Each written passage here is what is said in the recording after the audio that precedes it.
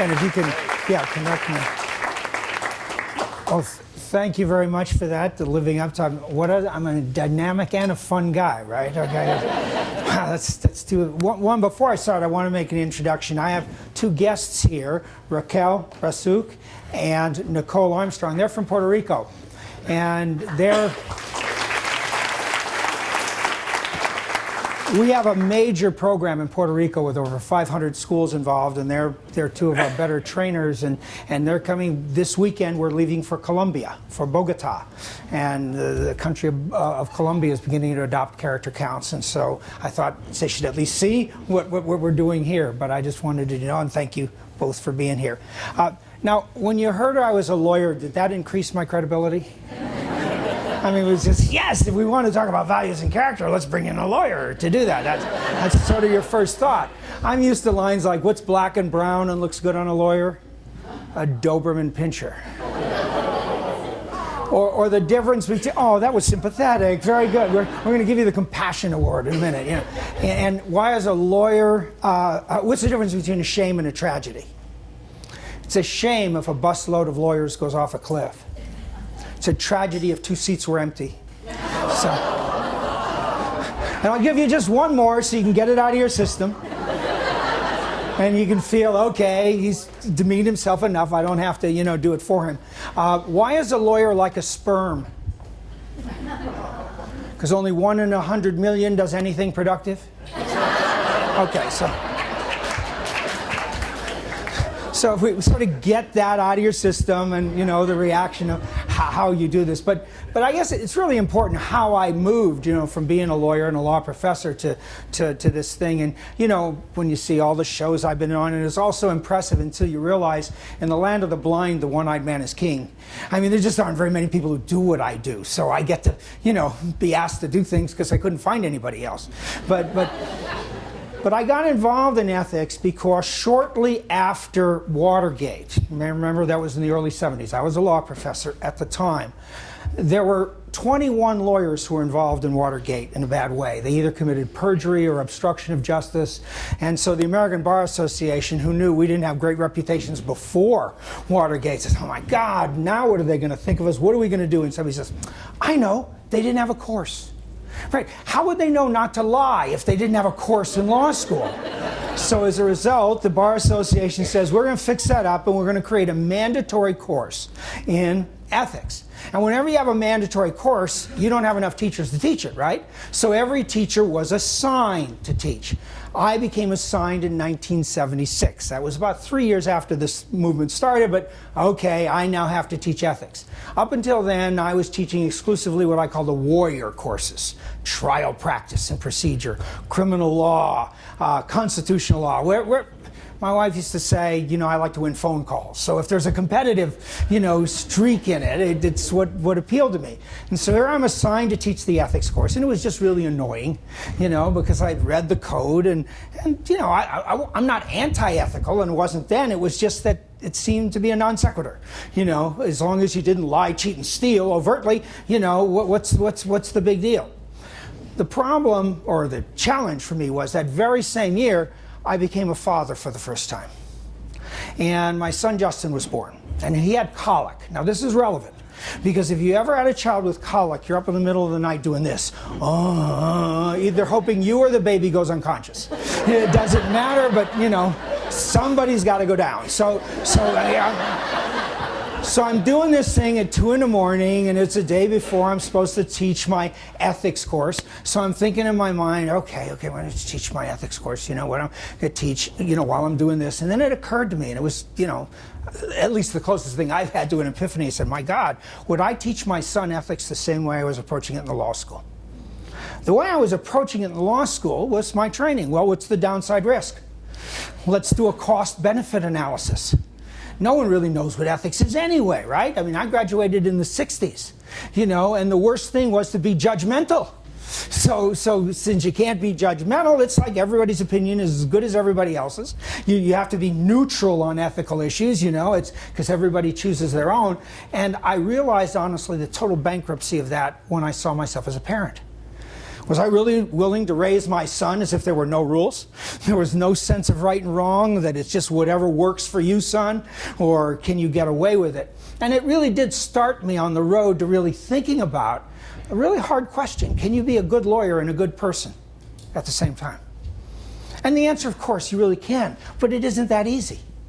Just like it's hard to be a good politician and a good political leader and a good person at the same, because there are challenges in the job that make it so tempting, so easy to go for the win, so to speak, even if that may mean compromising, something that you and I would think about ethics. And so anyway, that started me on the road to whether or not I could figure out, what did I mean then by ethics? If I was going to universalize this, how could we come up with a set of values? And it's interesting that we have 6 values. I'll get into that in a little bit, but you have 5, and you have 5 of our 6. It's exactly the same values. Slightly different words. We use caring instead of compassion, and we use trustworthiness instead of honesty. But it's the same values. The only one you don't have that we have is citizenship, because we want to deal with the idea of law-abiding and being part of a community as well. So you came up with the same list fundamentally we came up with. But the notion of that list has to be that whether you're liberal or conservative, you buy into this list. Whether you're religious or non-religious, you buy into this list. And then it became important that it was, in essence, the notion of universal principles that become the baseline. Now, when we started out in character counts way back in 1987, that's when we started, and I sold a business. I had a private company that was preparing people for bar exams. I was a law professor and an entrepreneur at the same time. And so when I sold that, I had the interesting challenge of, what do I want to do? It was a pretty big pot of money. And the idea is that what would I do if I didn't have to work? And I didn't have to work. And I decided to set up the Nonprofit Institute in honor of my parents. And I've been a full-time volunteer ever since. But what was the goal? To create a better world for, at that time, was only 1 child. I now have 5. So I'm, it became increasingly important, and the idea was, can you really do that? Can you shape the world? Can you change the way? And the answer was, to me, yeah, but you do it one person at a time. You've got to affect individual and organizational thinking, decision-making, and behavior. And you start that by presenting. And that's part of what I want to talk with you about, is how one does that. When we started, we talked exclusively about the ethical values, just like your 5 values. Again, for us, it was trustworthiness instead of honesty, but the same thing. But we realized that there are a lot of other values too that are important, like perseverance, like resilience, like pursuit of excellence, a number of these things that are also very important. Now, there was a difference, and I want to stress this as we talk about, there is a difference between moral values and non-moral values. Not immoral values, non-moral values. In other words, they're morally neutral. You can be perseverant and be a horrible person. You can have initiative and be a horrible person. In other words, those are sort of success traits that deal with whether you accomplish your goal. They don't say anything about you as a person in terms of what the moral dimension.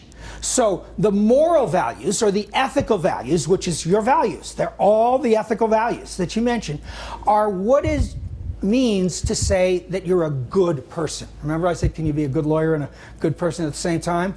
Well, if you're honest, if you're caring, compassionate, if you're respectful to everybody, if you're fair, yeah, that's a pretty good test of being a good person. But as we began to get more and more into schools, and as of now we have roughly 8 million kids at any single year in character counts, thousands and thousands of schools, we realized that separating the ethical values from the other values wasn't helpful. It almost created a sort of silo effect. One of my favorite quotes, which has been attributed to Teddy Roosevelt, but nobody could really find where he ever said it, but it's attributed to him, is to educate a person in the mind, but not the morals, is to educate a menace to society. And the notion, you just think Enron for a moment.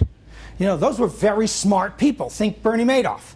Very smart guy. There was no shortage of IQ points there, but what was missing is what we might call a moral compass, or some kind of basic standards to have. And so while we still believe that the platform of all of the things that we ought to be doing in our lives, and especially when we're interacting with kids, has to start with being a good person.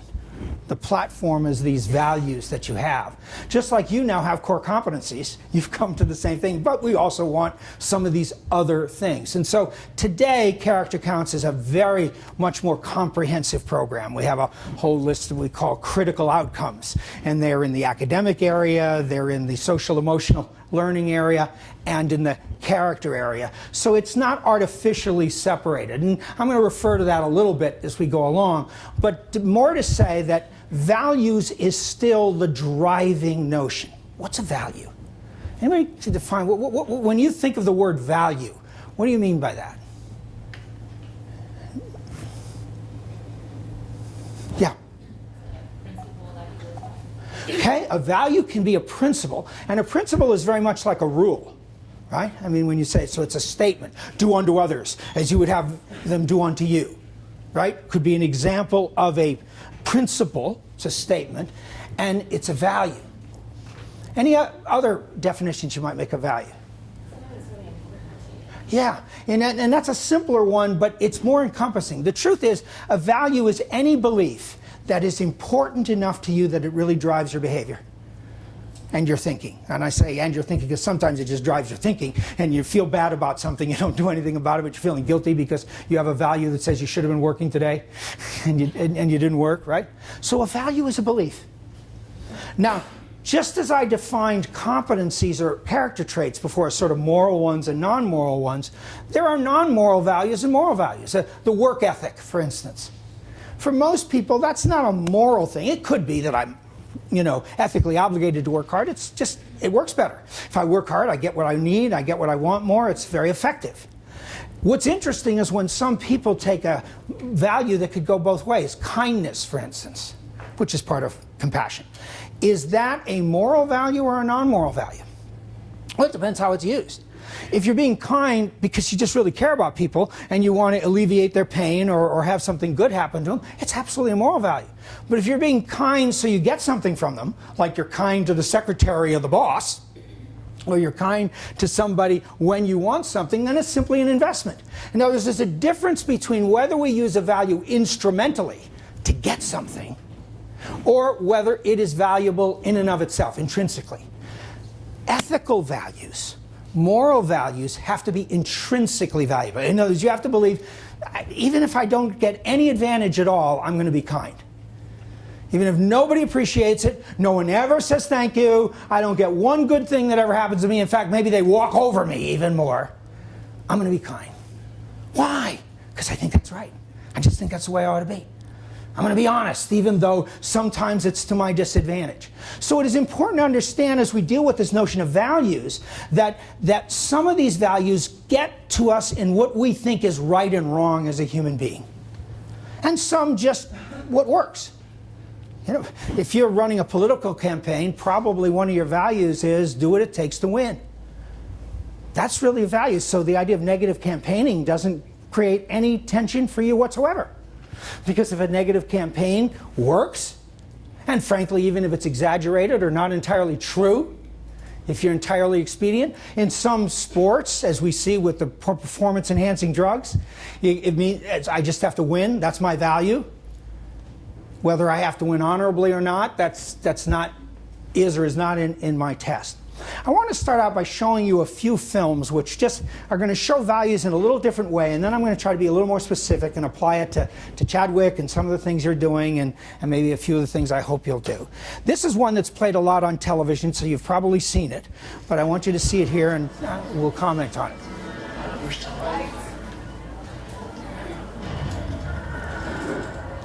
I thought he was with you. No. Jack.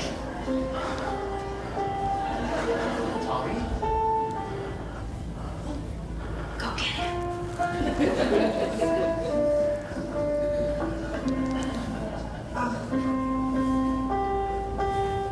Don't stop. Keep playing. Here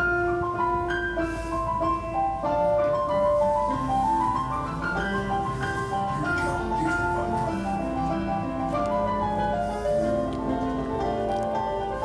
Did you do this?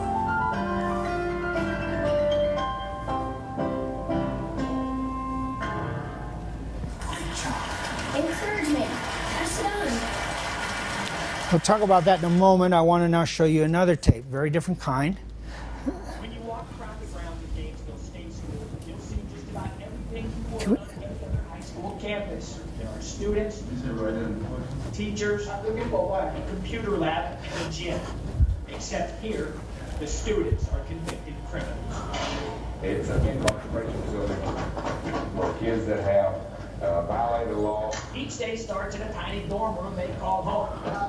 It continues marching from class to class, abiding by a strict schedule. In fact, the one thing that makes them feel like kids again is football. Well, it's like most on campus, you know what I'm saying? Everybody want to play football. So. Just to put on a Tornadoes uniform is a reward, not a right. You must have good behavior and good grades. Not to mention, every game is played on the road, but it's worth it to escape on Friday night and enjoy a small piece of freedom they gave up. But each week, there comes that constant reminder of who they are and what they've done. They don't treat us as a regular person in the world. They treat us like we're just some alien just somewhere out of nowhere. And they look at us like animals in a cage. Like we don't deserve a second chance or another opportunity to be something like. After hearing the ridicule of losing 8 straight debates, the Tornadoes were once again on the road, traveling to play private school Power Grapevine Fate for the first time, who had moved up a division. Their head coach, Chris Hogan, had a game plan in mind, and it had nothing to do with football. We were going to show them that in this country, if you make the right decisions, people will get on your side and support you, and it doesn't matter what your background is, you can make it. In a selfless suggestion, Coach Hogan sent out an email and requested his fans, his players, parents, do something so out of the ordinary in the football culture. He asked them to cheer for Gainesville State. These young men will not have any fans outside of the faculty from their own school. Their parents will not be there. I want some line fans to sit on the visitor side and cheer for the Gainesville team throughout the game. I thought, okay, this is cool that Chris wants us to do this, leading up to it. But getting there that night, it was so easy to transition from being a fan for the Faith Lions to a fan for the Tornadoes. You know, the idea of giving and just being there to support those kids, those young men that have never had that before. So for the first time, the always on the road Tornadoes would feel as if they were at home. And as kickoff approached, it was obvious something was different. It looked like they thought they were at the wrong end of the field because they know they don't have any fans. And we just looking, I just looked. I just kept doing my plays. And I seen that they were split up. But I figured they just didn't have enough room on their side. One child down there in the spirit line. I'm like, say what? Coach, he said, can you beat that? And he said, they're making a spirit line for y'all to run through. I like, that's what's up, son. That's what's up. When it happened, it was dynamic. It was one of the most unbelievable things I've ever seen. When I ran through this, like I felt like it was just like like angels or something. That's all I felt. Because I was just running through that fast like then. I just feel the wind rushing my face. That feeling of being unleashed lasted throughout the game, and so did the cheers. We had a penalty like the third play of the game, and I heard booing behind us. I ran They don't even try to yell my name. I'm like, I don't even know these people. They were just like ours that night. I can remember rooting for their little quarterback, and I felt like he belonged to me. Our kids were their kids, and their kids were our kids, and all kids were the same. It wasn't enough to lead the Tornadoes to victory. As expected, Grapevine Faith won 33-14, and the Tornadoes finished the season 0-9. But it didn't matter, because for the first time in a long time, someone was in their corner, and that alone was worth celebrating.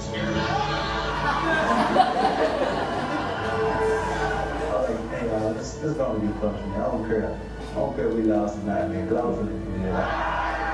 But I mean, we won the Super Bowl championship game, so like we won that. I mean, winning like heart spiritual wise. I mean, we won. I've been in state championships of different kinds. It's nothing was like this. Nothing. Isaiah and the rest of the Tornadoes will never forget the feelings they had on that night. While it didn't erase the mistakes they've made, it showed 14 teenagers that regardless of the bad things they've done in their past, there was reason to look ahead. I cried.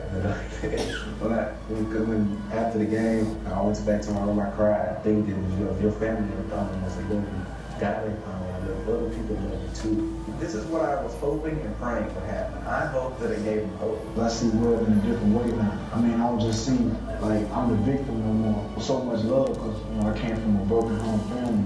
So I mean, having all that love, it just rose my spirit. So They got to be kids that night. They got to be to experience Friday night football in Texas.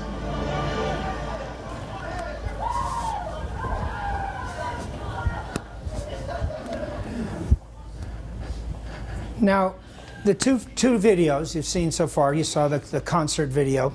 The concert pianist had an interesting choice, didn't he? If you sort of follow it, here he's walking out on the stage and he sees some kid at his piano. I mean, totally an unexpected and an improper thing for him to have to deal with. How many choices did he have? What are some of the things he could have done? Anybody? Yeah. Get somebody else to do it. Yeah, one is manager, I'm stepping back, I'll wait in the wings, fix this. You know, that would have been very common, nothing wrong with that, but just say, get this kid over there and get me my piano. And, I'm upset, my whole psyche is now thrown off. What else could he have done? Yeah. Wait till the kid finish Twinkle Twinkle. Yeah, he could have let him do it all by himself and let him finish, and then he still would have to at some point then decide, is he going to go up or whatever, to say to the kid, thank you very much, or what the hell do you think you're doing, or whatever it is going to be. So, but he could have waited. What else could he have done? Okay, he might have made a joke and said, wow, he's playing better than me and I don't even, hadn't had the lessons. Good. What else could he have done? Yeah. Right, and he could have showed that, says, whose kid is this? Would this kid get off the stage? He could have either directed the criticism at the kid or at the parents for having done that, but you couldn't totally blame him if he was saying, how the heck did this happen? He could have got angry and expressed that anger in some way. The point I want to make is that in almost every situation you face, there's a very wide range of choices that you have. Now, we limit them in our head because we already have certain notions of what will work and values and things, and so, we're going to eliminate it. We're not going to shoot the kid, for example. That's, for most of us, that would be excessive under any theory, But when you look at this, he could have certainly called the manager in. He could have asked either politely or impatiently, whose kid is this? He could have done it both nicely and not so nicely. Point is, he had a whole lot of choices. What determined the choice he made? And if I had stopped the tape, when he just first came out, I don't think any of you would have predicted, unless you've seen the thing again, that what he would do, which is literally go, sit down, play with, finish the song with the kid, giving the kid a huge, experience. The whole audience, whew, being relieved that it didn't turn into an ugly incident. But I don't think any of us would have predicted that, right? I mean, of all the options that you would have thought in your mind, say, yeah, I could go and I'll sit down and play it with him. What determined of that range of choices that he had as to what he ultimately did? Focused on the child and the best outcome. Okay, and he focused on the child and the best outcome, frankly, not only for the child, but even for himself and the audience and everybody else, because, it could be a very embarrassing situation. But why did he do that then? Okay, that's true.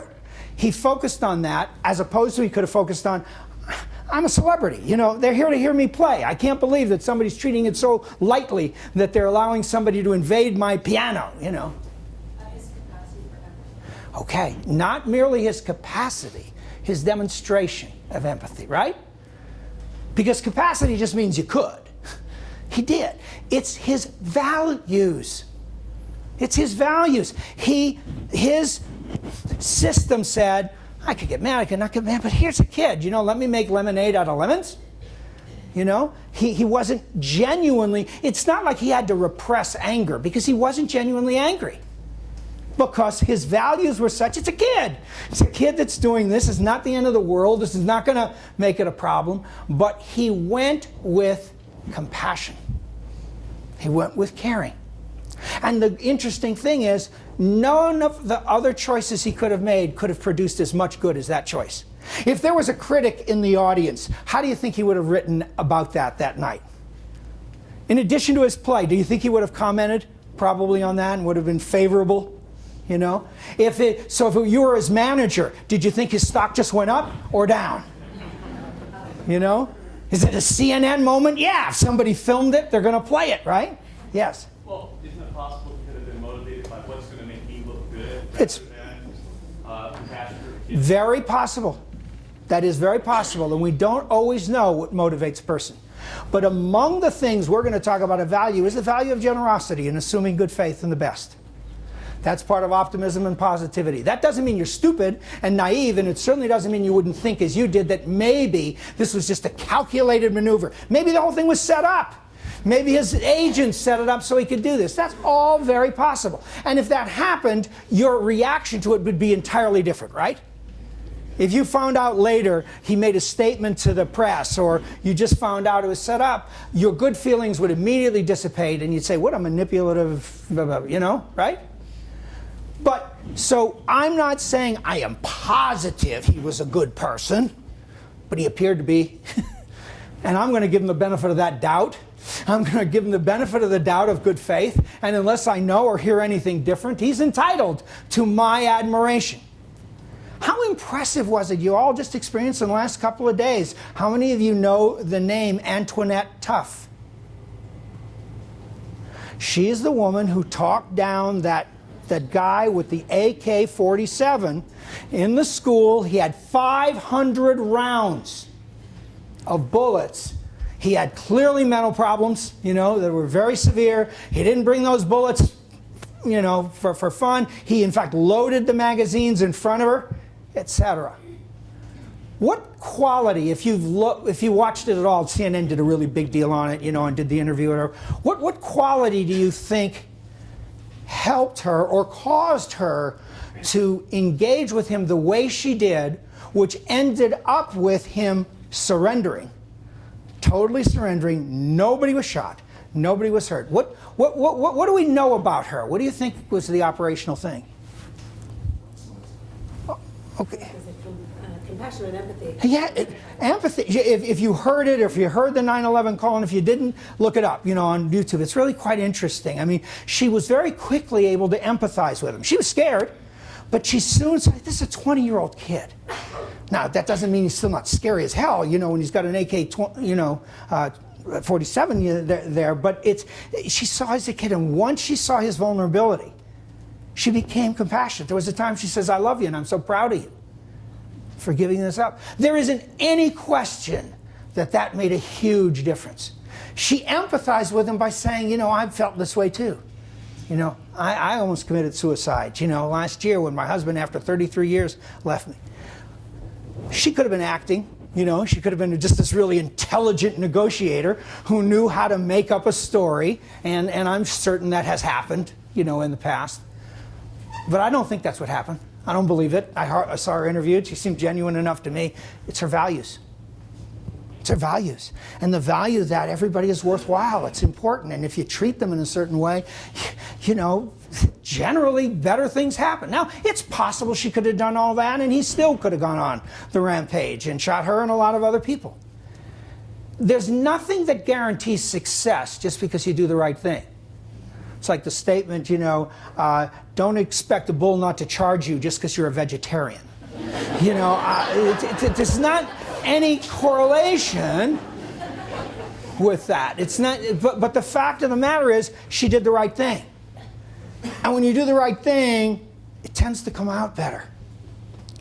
Now, a couple of things, because we're still at the introductory phase of this, is to say, one of the real questions I'm going to ask and press you to is, are you really, really teaching these values that you say are important to you?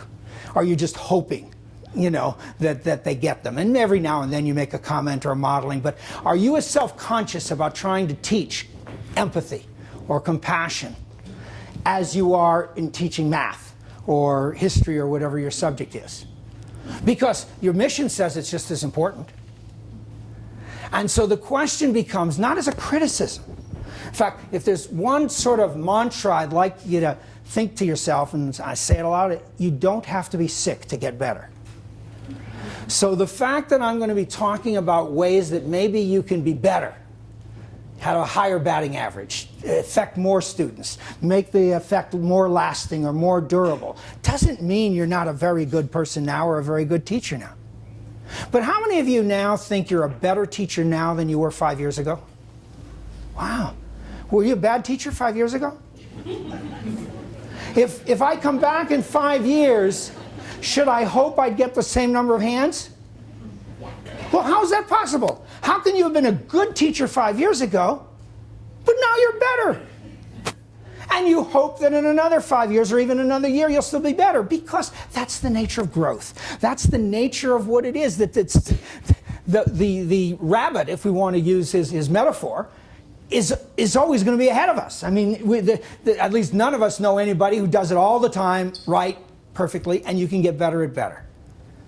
And that's the notion of growth. You know, when did you become so old that you couldn't grow anymore? That you couldn't learn anymore? Have you not met some people, sometimes even your colleagues, that says, I'm done with that already. I'm not going to learn. Yeah, I'll never learn the computer. I'm not going to learn email. The whiteboard, please, don't even bother me with that. I don't care what it is. Because as far as they're concerned, I'm done. I'm done learning. You know, that's it. I is what I is, you know.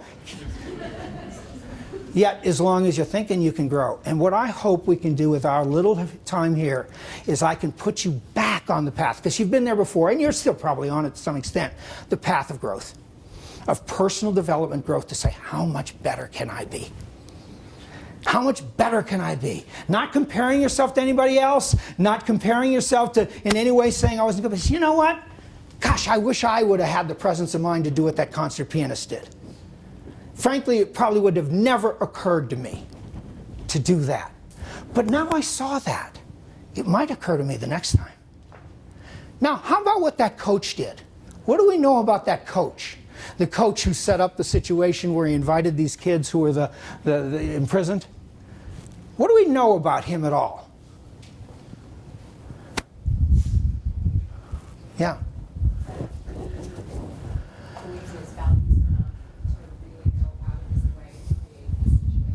Okay, two things, then this is good. One, we haven't yet talked about what his values are, and I want to, but he believes in them enough to turn them into action. That's a really important part of being a good person. It's not just thinking, how many thank you notes have you written in your head? You know, but never got to paper. You know, you saw a situation and you said, that was really nice. I think I'm going to say thank you to that person, you know, or congratulations. How much credit do you deserve for having thought about it? I mean, you could say, well, at least I thought about it. Yeah, but you're even worse, because you thought about it and you didn't do it. The other person didn't even think about it, and I'm not sure whether if you would have thought about it, would do. But I can't give you much credit for that. 3 birds are on a wire. 2 of them decide to fly south. How many are left? 0? 2 decide to fly south. There are 3. Why? Because deciding to fly south and flying south are 2 very different things. Right? I'll prove it. I decided to be thin.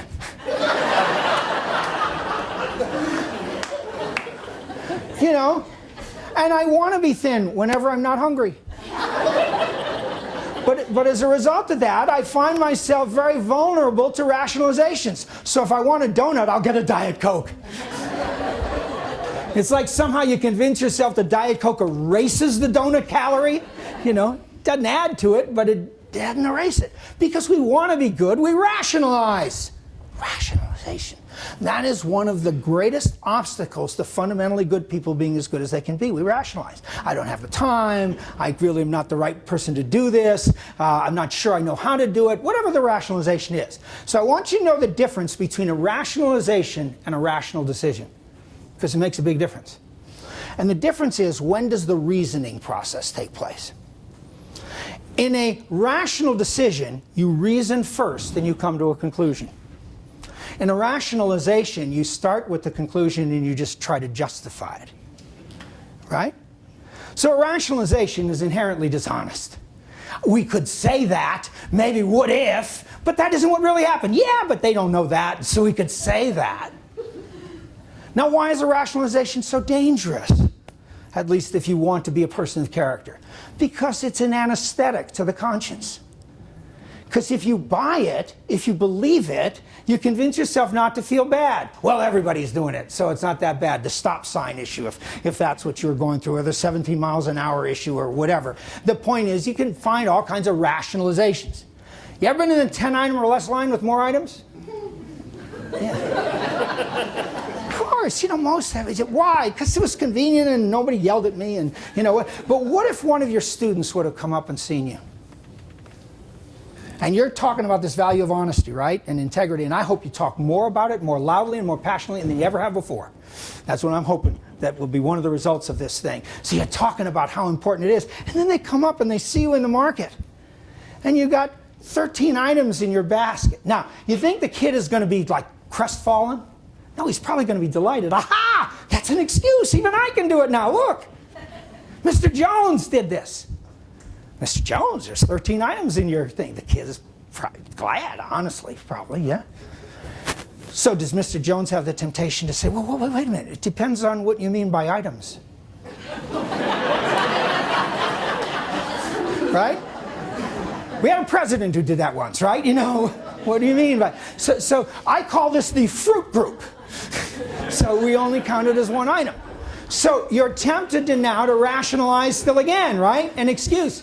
How many times have you seen somebody do something that wasn't so good but made it worse and worse by just refusing to acknowledge it, refusing to admit it, and just let it get out there? I mean, A-Rod right now, any of you who are fans of baseball know that it makes it worse and worse and worse. When the denials in the face of all logic and everything else that happens. And it is often the case that the cover-up is worse than the crime. That's what happened in Watergate itself. Because when you mess up, you fess up, if you're a person of character. But other people, that just no matter what, it's as if the rules of logic have suspended, and you think by saying it over and over again, it convinces people, and all it convinces people is that you're totally unprincipled. And you don't acknowledge it, you're not being accountable for it. Accountability is an important value that we have, that we think that that's part of what it is to be responsible, is to be accountable and just to acknowledge that this is what you did. So here's a little aphorism for you to remember.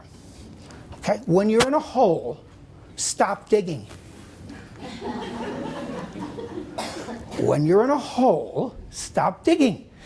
So you got caught, you didn't do it, so add another lie, add another lie, add another lie, and you just dig the hole deeper. Okay. So we know by these two tapes that there were people who were driven by values. Now, what was the value of that coach, do you think? If you were trying to, was it, a good value of a coach is, I want to win. Not improperly. I'm here to show the kids how to win, how to pursue excellence, how to get the best out of it, and I play every game to win. And that's my sole practice. That's not an unethical attitude, but it's a different attitude than some other attitudes that one might have toward the game. What was his attitude? How is he using his sport? To do good for kids. Yeah. Yeah. It was a teaching opportunity for him, wasn't it? That he was concerned with his sport, but he was also concerned with, wow, I'll have all these people coming out. What an opportunity there will be to teach. It may or may not have affected the result. They won, so that's all fine. But supposing for whatever reason it affected the result, some of the players didn't like it, or the cheering really emboldened that other team to perform better than they'd ever, would that have made it a wrong decision? No, because under his value system, that wasn't the critical thing. Yes? Also, I think he put himself out there, as he said, with the parents, so he took a major risk Yeah. to backfire on him. I bet you. Just mentally think of 100 of your parents. What percentage of them would think that was stupid, and I can't believe you did that? I don't know how many, but I would guess 20 to 30 to maybe more, because they don't think of it in that particular way. So there's a risk. It's not likely there was unanimous support, that everybody got that email and said, oh, what a fantastic idea. It hasn't caught on, by the way. I mean, other people haven't done it. So it's not like one of these greatest ideas that everybody says, hey, that's my new deal. So he showed courage. That's one of now your core competencies, right? Now, it's also a value. But the idea, what makes it courage? It's not courage unless there's downside. If there's no potential downside, it doesn't take any courage. So we define, in fact, character as doing the right thing even when it costs more than you want to pay. Because that's the only test of whether or not it's real integrity and character, because you're willing to say, gosh, I really wish I didn't have to pay this. I wish everybody would applaud me. I wish I wouldn't get yelled at. But you know what? I'm going to do it anyway because I think it's the right thing. I'm going to do it even if it costs more than I want to pay, because I'm paying my dues to be in the Integrity Club. That's what it costs to be in the Integrity Club. And so as a result, he became a mini star. This video has had millions and millions of hits. People know him. It helped the school. Look at all the fallout, positive fallout that has occurred, just like to this Antoinette Tuff. I mean, she's going to have, she can do almost anything. First of all, she's very good on her feet. I mean, she speaks very well. She handled the interview very well. She may turn out to be an inspirational speaker making 10 grand a shot. She has a whole range of options that never existed before. But that's not why she did it. And in fact, had it been why she did it, or if we suspected, she says, oh, this is my chance to be on CNN. You know, if we even suspected that, we wouldn't be moved by it. Did either of those tapes affect any of you emotionally? Yeah, yeah. Why do you think that is? Which one or both? What emotional reaction did you have to one or either? You know, why would you cry? It was such a happy thing. Yeah, it was. Yeah. And so we cry when we're happy sometimes, or when we're impressed, when we're awed, when we look at something and say, wow, I didn't expect that. That's amazing. A lot of people have felt the same way about this Antoinette Tuff. You say, wow, I can't even imagine myself having done that. I am so impressed. And we love it when people do the right thing. It reminds us of what we're capable of. It reminds us who we are. We have to constantly be exposing students to this kind of thing. Constantly. God, with YouTube, you have no excuse not to do that. You have no excuse not to say, I'm going to pull this tape off right now and we're going to take 5 minutes. Because I'm going to show them it's a real world thing. It isn't just a theoretical thing. It isn't just something I'm talking about because it's my job to tell you to do right. Look at it worked, and how did you feel when you watched it? And how proud would you be if that was your mother or your sister or somebody you knew or your student? Can you imagine how you would feel if that was your student? She praised her pastor, for instance. Can you imagine how her pastor feels? You know, having said, wow, she did this because of me, and she's telling the world it's because of me. There was a hand here a minute ago. Yeah, sorry. We also know what it feels like to have the opposite happen. Yeah. I mean, I think that's where the emotion comes from. And we almost expect it. I mean, one of the realities is that most people are negatively predisposed. Now, there's a whole flight and fight issue for that, how we protect ourselves. But the idea is you meet a lot more people who worry about the negative than praise the positive in any situation. So if you do a statistical test of really, it's just too well known, so you can't do it with this thing, but is it half empty, half full? You know, 65% or more would say it's half empty because they are worried about the half they lost. But you know what one of the interesting things is? One of the very most powerful traits, if you could give, I just, in fact, put this on my blog yesterday, that I said, of all the traits, if I could give my child just one, I'm going to choose optimism and positivity, which is, because my children will have a good life if they're optimistic. Because no matter what happens to them, they don't get defeated by it. I mean, what's the difference between an optimist and a pessimist? The pessimists think it will last forever. You know, the duration and intensity is much greater in a pessimist's mind than an optimist. The optimist says, I hate this moment, but it'll pass. I'm going to snap back. So optimists don't quit. They continue on. So they succeed way more. There's incredible data that show optimistic people, people with a positive outlook, are healthier, they live longer, their relationships last longer, they make more money, and they achieve more of their goals. Now, how could that be? I am not one of these believers that you just put it in the air. You know, it's the power of positive thinking, you know, in the sense that, like The Secret, that is my favorite book, you know, but the idea, if you envision it, it will happen, you know, maybe. Too much of a lawyer to buy into that, you know. But I absolutely believe that if you are optimistic and have a positive outlook, you will put into motion all kinds of things that will increase significantly your chances of success. For instance, not quitting. There's one right there. You're still on task. The other guy went home. Secondly, people like you. People like to be, they root for you. So there are more people who are surrounding you, encouraging you, because people like to be around positive, optimistic people.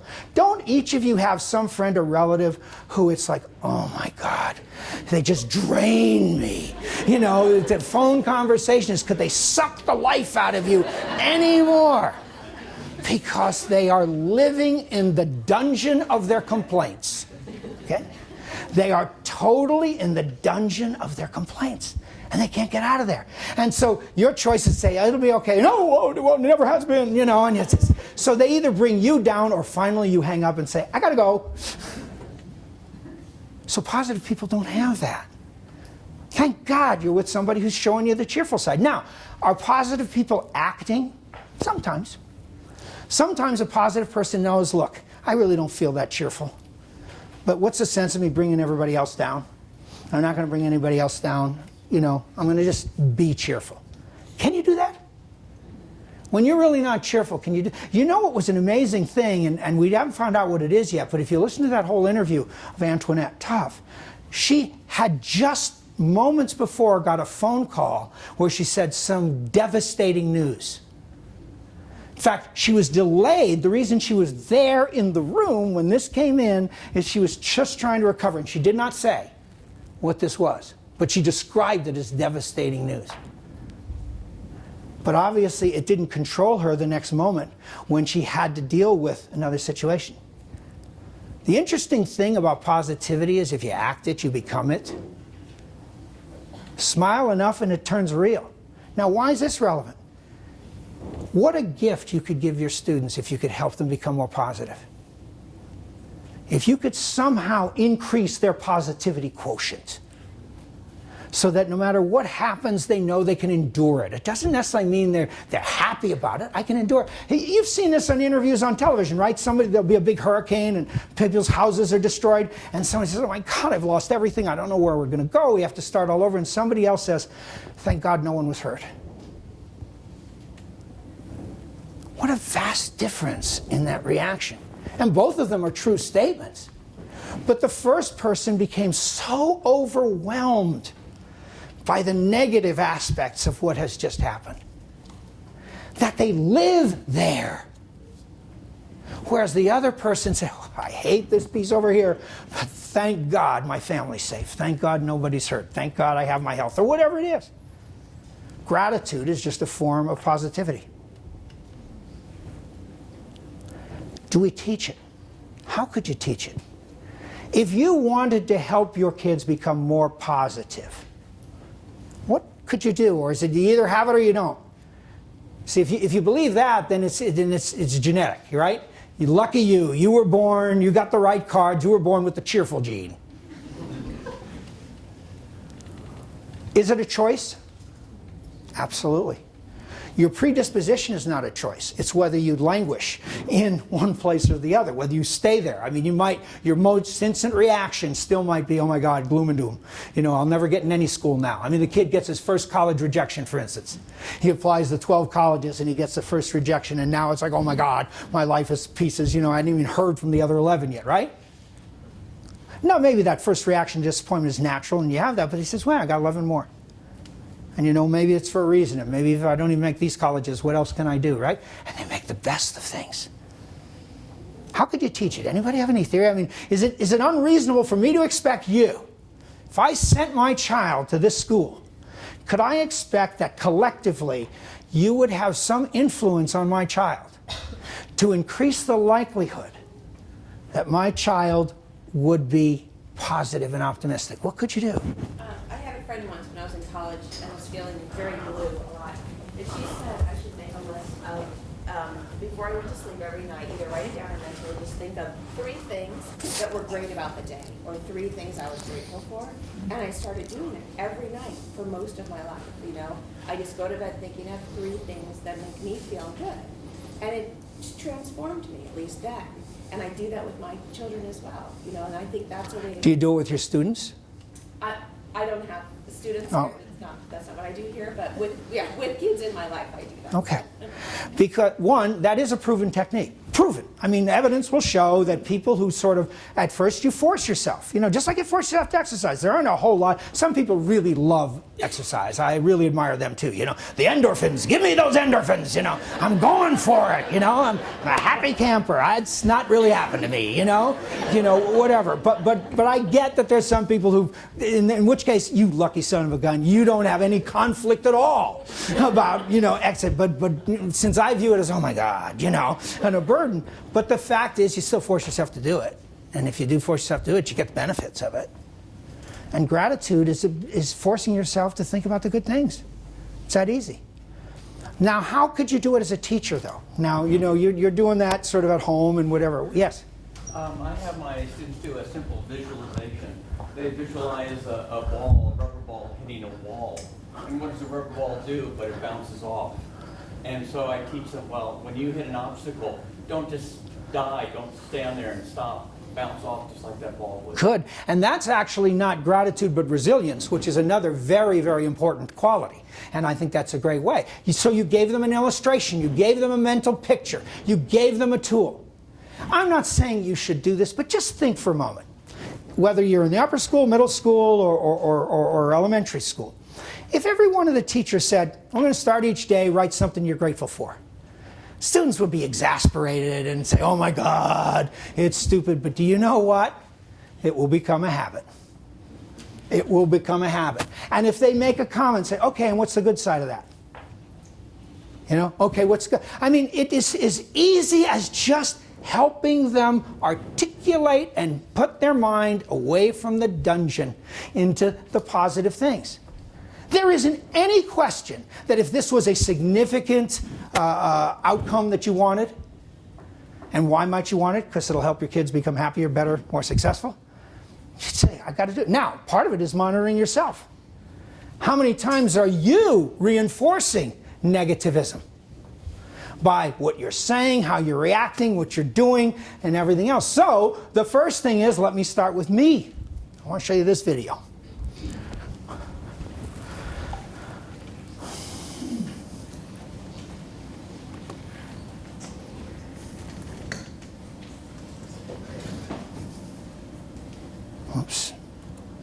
Oops, sorry.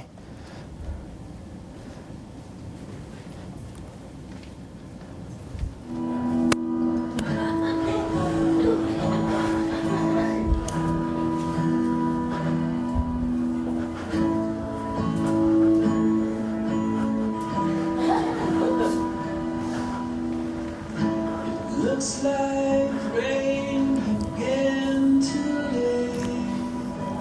Dark clouds gather and fill the sky.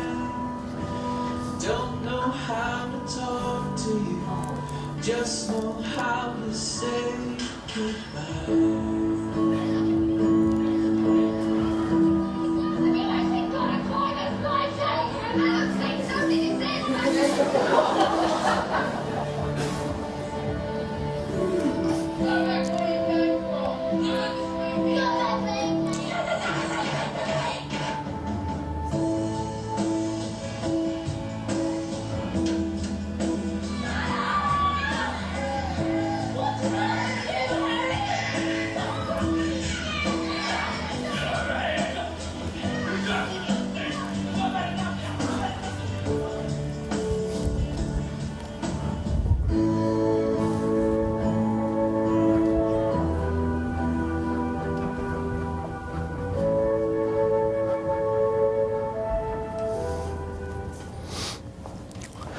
So here's a challenge. You've got these 5 values and then you have core competencies. How good are you at modeling them? How consistent are you at modeling them. Again, you don't have to be perfect. You're a human being. There'll be moments of impatience. There'll be moments of these. But do you handle it like an accountable person, you know, and apologize when the thing is right or correct it? Or you just say, just that's the way I am, you know? How many teachers, for instance, will put students under tremendous pressure to get their paper in on time, and then it might take a month or more before they get the paper back? And the teacher just says, well, I'm a teacher, you know, and I'm really busy. I got a lot of things to do. I know, but that part of your job is to give feedback. And the further distance there is between the act and the feedback, the less valuable it is, right? You know that as a teacher. So you've just undermined your teaching, but more than that, you've treated them with disrespect. And so the question is, wow, you know, what would it mean if I really wanted to model conscientiousness? And I realize that every single time, say, I'll have the papers for you Monday, and then Monday comes, I didn't get to it. You know, my daughter got sick, and I had to go to the emergency room, and yeah. And if the student says that, usually you say, I'm sorry, it's late. It's a late paper, you know. And in fact, if you don't, you'll just encourage that behavior. Here's another mantra: whatever you allow, you encourage. Now, that doesn't mean you should never allow things. It doesn't mean you should never be merciful. There's always a conflict between sometimes being just and, you know, what is the exact right penalty or reaction and mercy. But you have to be thinking of the precedent you're setting. You have to be thinking about it in terms of, you know, what is that saying about your rule? What is it saying about you? What does it say about the person who didn't violate and who did get there on time? It's like when you start, if your kids came to class, like most seminars, you're not getting a break here because I'm not taking a chance. If I give you a break, the chances of you coming back in 10 minutes, if I say 10 minutes and everybody's really ready and seated and ready to go, aren't high enough for me. So why is that? Because we just know and say, well, so students, if they start strolling in and we wait for the last one, so we lose 6 minutes, we lose 4 minutes, we lose that, right? Respect, responsibility, it's role modeling. But there's more. What are you doing to try to help the parents become better role models? One of the great dangers of a school like yours, and I've spoken to a lot of them, and my children go to a school like yours, you know, is the problem of affluenza. Affluenza, it's this sort of toxic effect of we can afford it. We can pay the fine. So what? It doesn't matter if I park illegally. Even if they fine me $100, I don't care. I can pay it. You know, or I'll get my way out of it, or I'll hire a lawyer to do that. And so one of the dangers is a certain percentage of your kids have parents like that, for sure. And so they have an entitlement mentality. Isn't their fault. That's what they grew up with. I mean, they grew up with it. That's the way things are. Doesn't everybody have a lawyer? You know, when they're 14? You know, doesn't everybody get to have a BMW? You know, or a party that's, you know, costs $60,000 when they turn 16? What do they know? They know the world that they're in. We can't be blaming kids too much for that. But you could start reorienting their values. You can be constantly saying, you should, one, just at least be grateful for what you have, understand how exceptional it is, what you have, and two, to say, you know, that doesn't mean you're entitled to it. Because in most cases, you did nothing to get it. It's not your skill and ability. At least your parents sometimes can claim, I made this, you know, I produced this. But the kid didn't. So role modeling becomes hugely important, doesn't it? Because that's how you teach. But here's the good news. That whole tape, and up to now, even my comments are, don't do these bad things because it teaches kids to do bad things. Does positive role modeling work too? Do you think treating somebody kindly is much more likely to yield kind treatment? By being patient, do you think you're more likely to be show and teaching patience? Absolutely. So the good news is that you are just as likely to be effective in your good moments as your bad moments. So change your percentage a little bit. Have a lot more good moments. You know, try to reduce the bad moments, and at least do them in private. But the point is that role modeling is about responsibility. That's one of the values. Are some kids in a position to be role models? Absolutely. Just the age alone. Seniors are role models to freshmen. You know, because there's something about being older, you know, and they look at, doesn't mean that the kid is going to absolutely copy everything, but we start with the assumption, I want to be like him or her. So what if you teach your kids real leadership? Don't just give them a job and say, okay, you can now say you're president. It's on your resume. The only test of leadership I'd say, in fact, I'm not going to let you put it on your resume unless you show me what you did while you were in power. Show me some change you made. Show me some influence you had. Because that's a test. That's how I'm going to determine whether you're a student leader or not. Not your popularity. Not whether or not you held a position, but did you do anything? My goals, started already, is I want to focus objective attention and self-assessment on all aspects of your mission. I hope I've begun that. I want to reinforce the non-academic dimensions of your mission and the difficulty in accomplishing them. Because it's easy to say we want to teach empathy and we want to teach resiliency. It isn't so easy to do. And we need to be more creative in how we do it, I think. Emphasize the importance of emotions and mindsets and attitudes that drive behavior. The kinds of things you felt when you saw that tape and you say, wow, if I can evoke that kind of emotion, you know, in either the parents I'm dealing with or the students, will I increase my chances of getting them to behave the way I want? I want to talk a little bit about how to instill change in mindsets and emotions. And finally, to encourage you to adopt the character counts framework, all the stuff we're going to teach you about how we integrate this, how we integrate the social and emotional with the character and the like. And that's up to you whether you do, but that's my goal because I believe it works. Start with your own statement. Chadwick, a mission-driven school, we are dedicated to academic excellence and to the development of self-confident individuals of exemplary character. It's a wonderful phrase, exemplary character. What does that mean? An example, a model, that you want your students to be the models of good character. So other students in other schools could look at them and say, wow. Now, I mean this not in any way as a terrible criticism, but I just want to every now and then bring you to reality. One of the things I was shown is a survey that surveyed your senior class, 104, I think, or 108, I forget which it was, of your seniors, and compared them to other private schools in your league. You're in there. You're not better in hardly any category. In some categories, you're a little worse, but basically you're all the same. Is that good enough for you? Is that exemplary?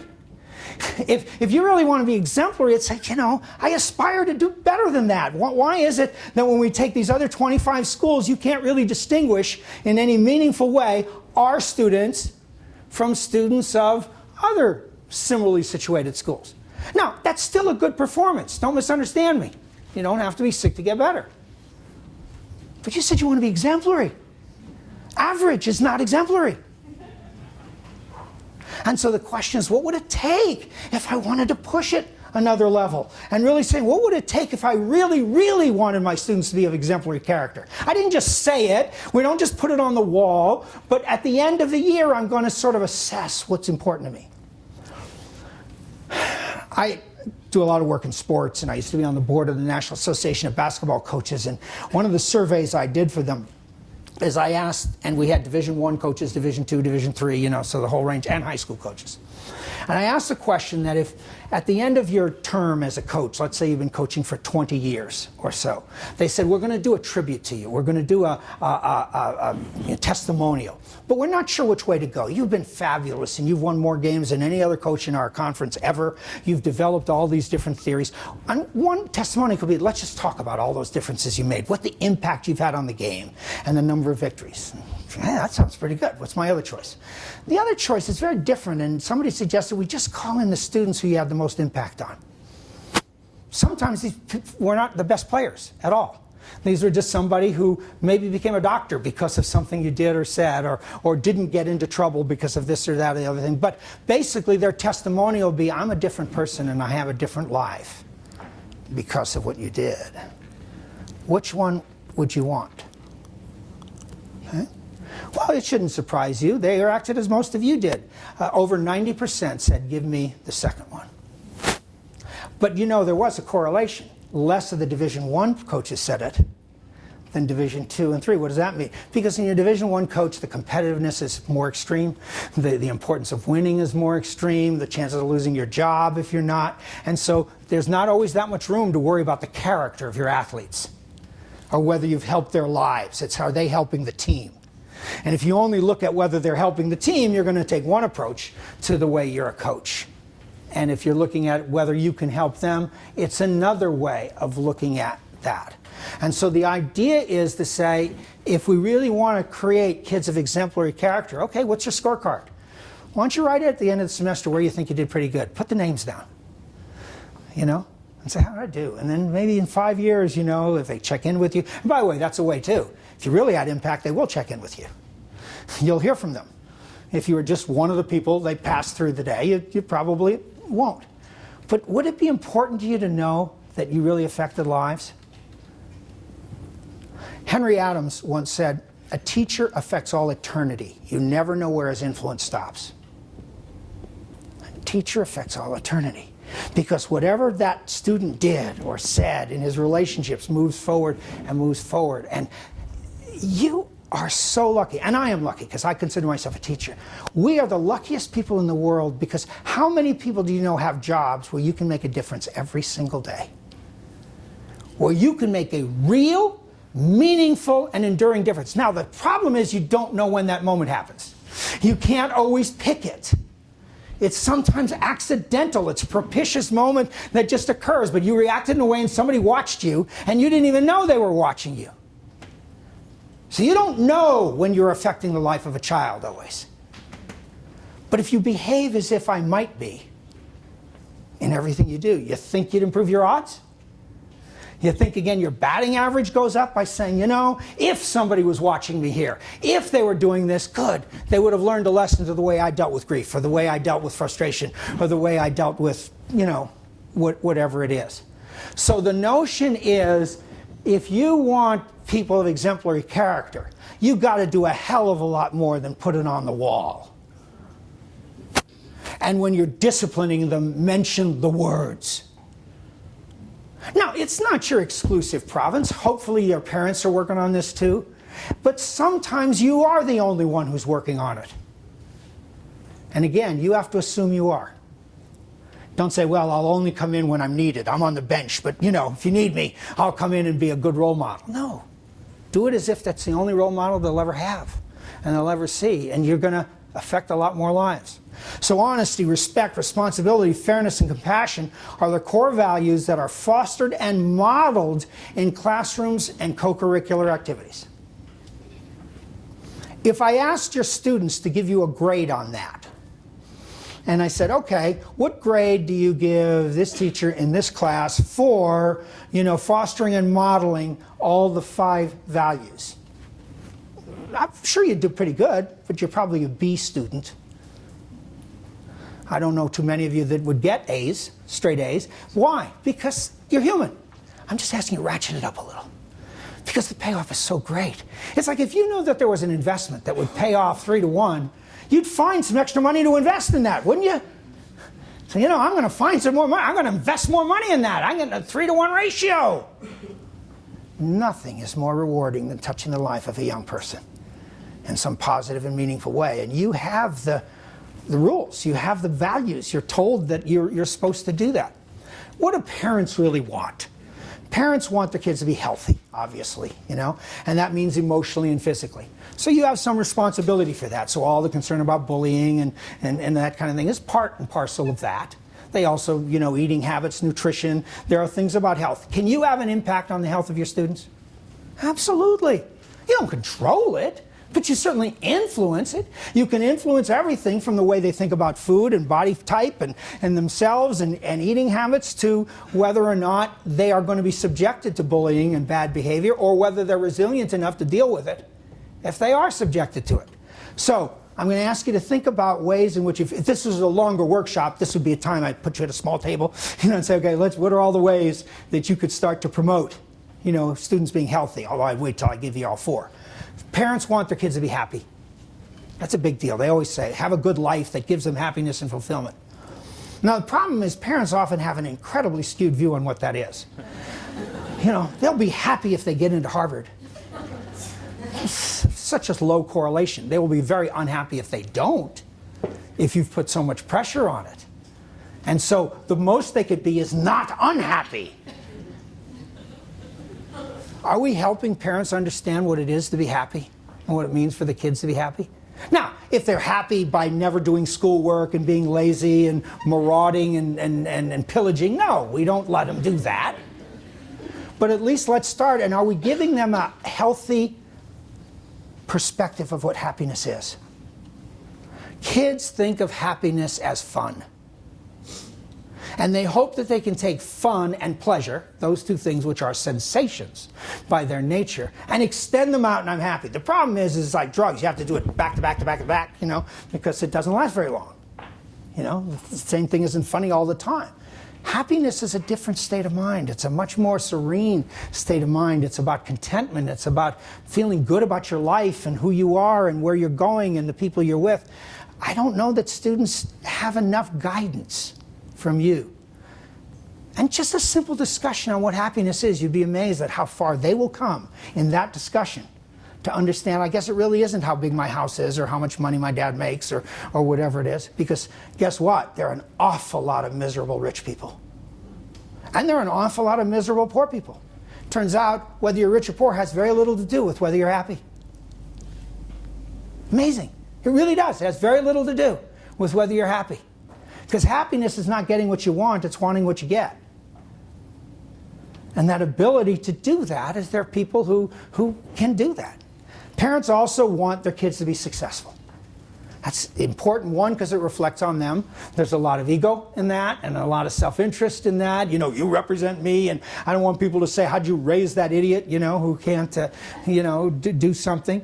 But I think they just also think it's part of happiness. It's part of what they think, well, if you're successful, you'll be happy. Although if you look at their level of happiness, do you think if we took the Chadwick parents and was able to do a happiness meter and compared it to parents of a public school, that the Chadwick parents are going to outscore the public school parents on a happiness meter?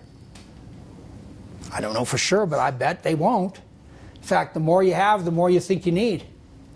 You know, so it's rarely anybody has enough.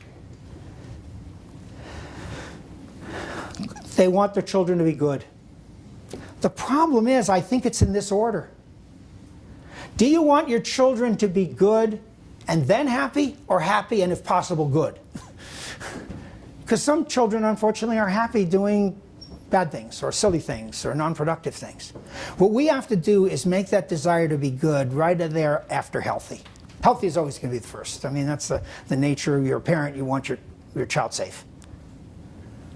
But what are we doing to try to make the child being good a much higher priority? So I'm going to ask you to raise your hand. I'll give you grades in a minute. How would you grade the school in each of the following areas? And obviously, I hope you'll be candid. Preparing students academically to succeed in college. How many give the school an A? Okay. How many a B? How many a C? How many lower than a C? None. So it's A's and B's, mostly A's. You guys do a good job, and I think probably the world and your parents would agree with you, okay? Preparing students socially and emotionally to succeed in college.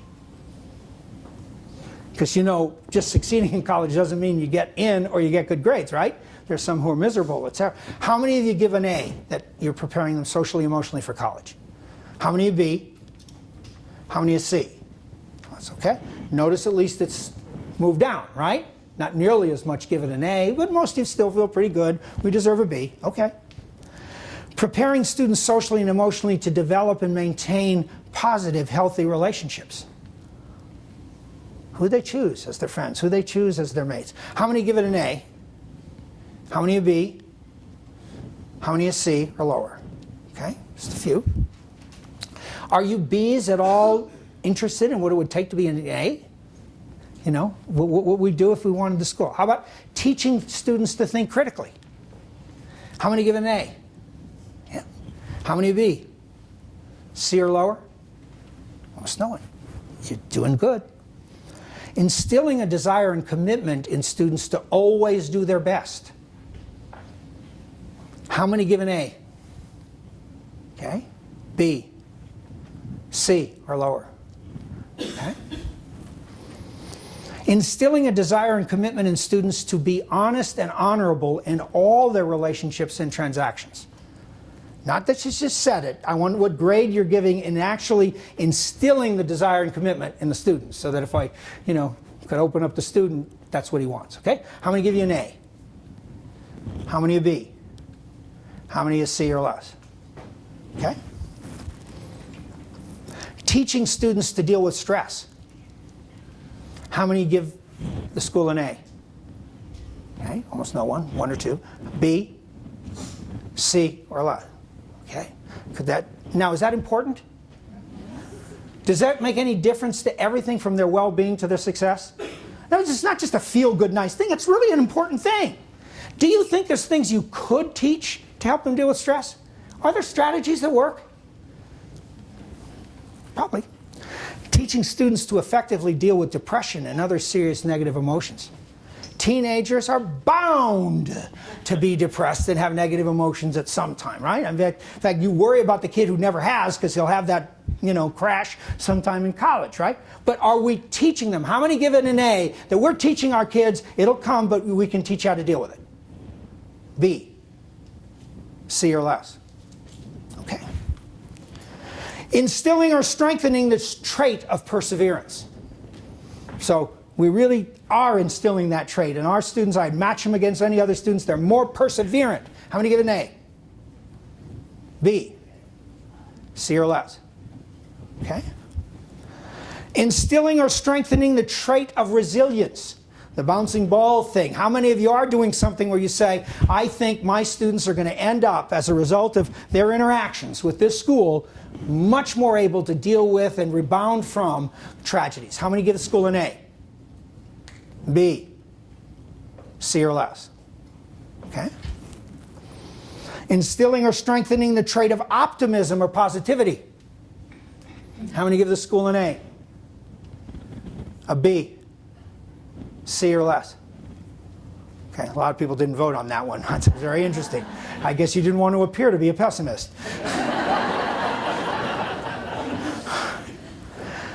Instilling or strengthening the trait of conscientiousness. Sticking with it, finishing it. What's the challenge we have? And I understand even in your middle school you had a recent challenge with that. Are kids really meeting their commitments? Are they doing what they say? Do they follow through? How many think you're doing a great job? Give yourself an A. Okay, B, C or less. Okay? Now, I'm going to show you some data in a minute, but all I want to do with this is, by your own self-assessment, you got room for growth, and say which of those things are important and which can you do without diluting the academics, by the way. I want to be very clear. I'm not in any way trying to present an either or. The question is, can you be absolutely as rigorous as you are, maybe even more rigorous academically, and start to work on some of these things that you gave Bs or less to? Because that's your challenge. That's your work product. That's what you need to do to get an A as a teacher. So you can say, I grew. I'm a better teacher. Just going to give you some of the data points that I picked up and just leave them where they are from your surveys that you've had done. 63% of your students said they look forward to coming to school most days. Now, I think inherently kids are not going to be thrilled about going to school. But still, you got 37% who don't and say, could we do anything about that? Should we do anything about it? Do we care? Oops, sorry. 78% would recommend Chadwick to a friend. That's a good percentage, 78. But more than 1 of 5 wouldn't. What would you do if you wanted to improve that score?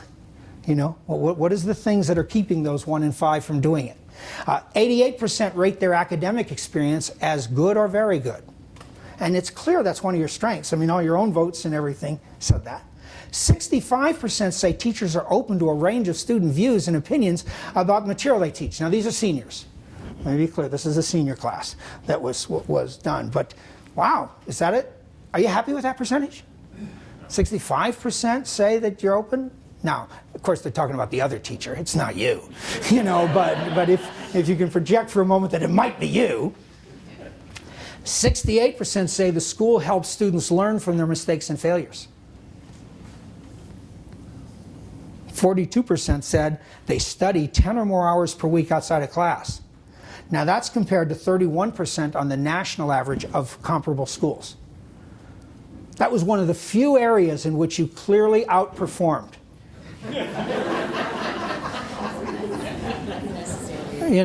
And, you know, it's good, bad, indifferent. I don't know, but it's you know, so they do work hard. The top 3 most difficult, stressful aspects for your students are time management. 44% said that's the most difficult aspect for me of my experience here. College admissions process, 25% said that's the most difficult. And my relationships with other students went on way to 13%, but that was the third. Could you do more on the time management? I mean, time management is a skill. You could teach anybody time management. You know, it takes a little time to figure it out. Give them choices. Teach them time management. Because guess what's connected to that? Stress. The stress management is often a function of the time management issue and too much to do. Sometimes you allow students to overcommit themselves and write a resume that knocks their socks off but also kills them. You know, think about it. 57% say they get at least 7 hours of sleep on a typical school night. So 43% get 6 hours or less. And we know generally at that age, these again are your seniors. These are your seniors. They need a lot of sleep, you know, physically. And so that's the way it is. 91% recall having at least one conversation with an adult at the school about how to handle stress.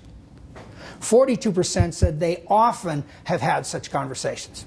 It's not bad, you know, 42%, but are you happy with it? Are your students as a whole stressed? If we could go and do a stress, you know, meter thing and, you know, put them on, do you think an awful lot of them would have an unhealthy level of stress? By the way, that's what's called distress. Stress is really not the bad word. Stress is actually, you know, you shoot an arrow. It's sometimes stress is a positive thing, but distress is a bad thing. 40% said they cheated or was dishonest in some way at least once to get a better grade. Now, that's compared to 59% of the national sample. So your kids are really a heck of a lot more honest, or they lie about cheating. I don't know, but it wouldn't surprise me. The more competitive a school is, the more cheating that occurs because the stakes are higher. It's just, you know, that's one of the correlations that tends to exist. But 19% say they cheated 2 or more times. We do a national survey every 2 years in the United States, in every school, private schools, religious schools, public schools, and I will tell you the norm and the mean is 60% have cheated at least once in the last year. Okay? So, 52% said the school helped them learn how to use important computer programs. And it's a good thing, but would it be better if you were doing stress or time management? I think computer is good. I don't mean to suggest that isn't. 27% do not believe that most students treat gay or lesbian differences with respect. More than 1 out of 4 say there's maybe a problem here in the school with regard to that. 24% think that most students at the school are not respectful of socioeconomic differences. So respect being one of your values, to say, this is your report card, right? And it's good. It was no worse than the other schools, by the way. You were not worse. It's good not to be the lowest sapsucker on the bottom of the ocean, you know. 45% said they were bullied at least once, but less than 5% said they were often bullied. It appeared to me by your surveys that isn't a major problem here, which is really good. And it may be that you really have created a very good culture. And one of the honest advantages, you're K-12. You have a lot of the kids who've been through for a long time and things. And so at least I saw that as a strength, a significant strength, and you're lucky to have that. 68% said they were completely honest on the survey.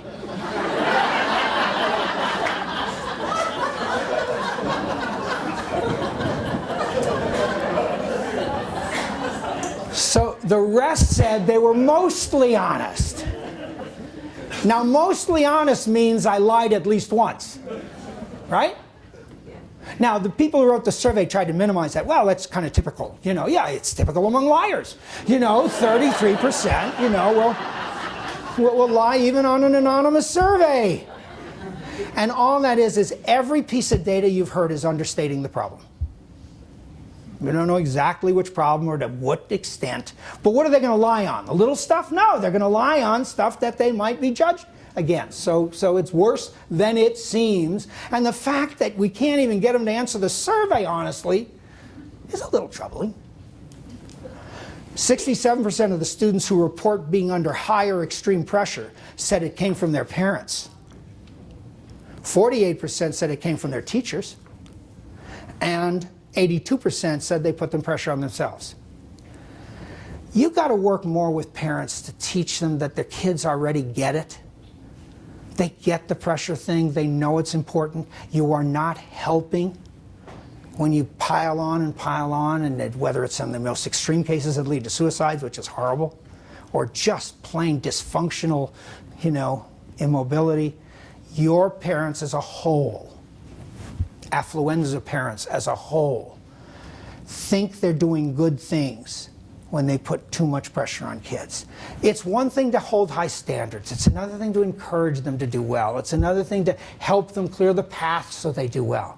But if they feel like a failure for not getting into Harvard or Stanford, you've done something very, very wrong. There used to be a statement at the Olympics I used to hate at Nike said, you don't win the silver, you lose the gold. Now think about that. You don't win the silver, you lose it. So the second best athlete in the whole wide world is supposed to feel crappy. That's not the way I think this school ought to be. That's why I want to go to positivity and whatever. So just wonder, what's the purpose of that award for the people who come in last? The spoon? It's a recognition that they participated. I see. It wasn't taken as a demeaning insult, you low level, here's a spoon. Okay. So it comes from the University of Cambridge, but those that graduated as third-class honours, and they didn't feast at the feast with a full spoon, or with a wooden spoon. So they had the opportunity, but didn't take it. So that's not a negative statement. It is, and I'm labeling you as someone who lost the opportunity. Hold the spoon up. Why don't you sit in the corner with a dunce hat, too? I just want to make you sensitive. It's not the end of the world. I think you have strong enough egos to deal with that. I don't think any damage will be done. I just want you to be sensitive. To be sensitive to everything sends a message. Everything those people did in the tape sends a message as to who they are and what they believe and what they do. And you could have just been as successful without giving anything to the last place. What about the whole everybody gets a trophy? Is that better for kids' character or? Yeah, if they're stupid.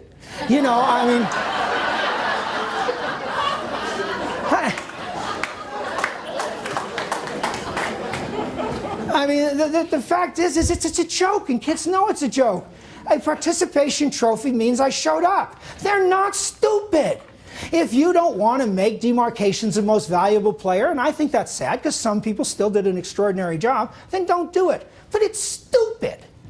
If you think it really makes them feel better because they got a trophy. Now, this is the problem. They feel bad when they don't get a trophy. And that's our problem. Can we teach our kids to be a little resilient? Hey, this isn't your birthday. There are people who give good as gifts, right? You go to a birthday party and the favors are better than the gifts you got when you were a kid. Because everybody's got to get something. Suck it up. You don't always win. You don't help your kids by saying, oh, but they felt bad they didn't get anything. It's not your birthday. You don't get anything on your not birthday.